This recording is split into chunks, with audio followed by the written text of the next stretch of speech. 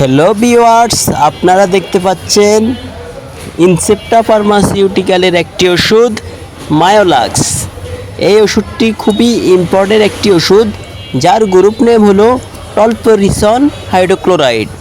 এই ওষুধটি ব্যবহার করা হয়, এটি একটি পেশি শিথিলকারী ওষুধ।